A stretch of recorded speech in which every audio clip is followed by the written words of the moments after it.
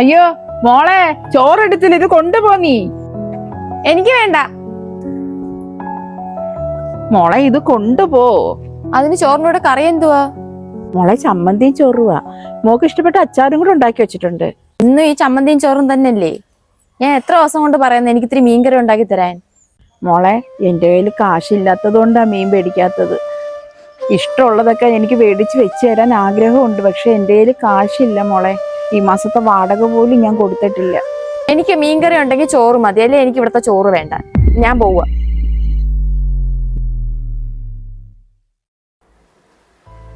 ആ മോള് വന്നാ കൈ കഴുകിട്ട് വാ, ചോറ് തരാം. ഓ, ആ ചമ്മന്തിയും ചോറും അല്ലേ?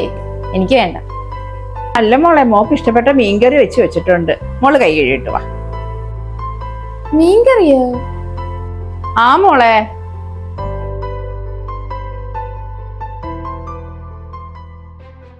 ഇത്രയും വലിയ മീനോ? രാവിലെ അമ്മയുടെ കയ്യിൽ പൈസയൊന്നും ഇല്ലെന്ന് പറഞ്ഞിട്ട് ഇത്രയും വലിയ മീൻ മേടിക്കാൻ പൈസ എവിടുന്ന്?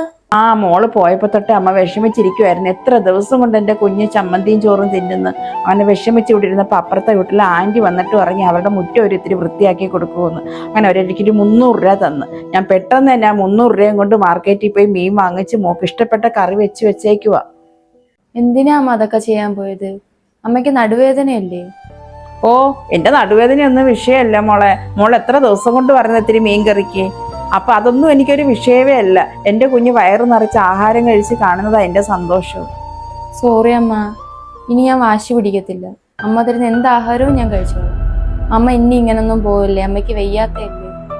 അത് സാരമില്ല മോളെ, മോള് വയറ് നിറച്ച് കഴിക്ക്.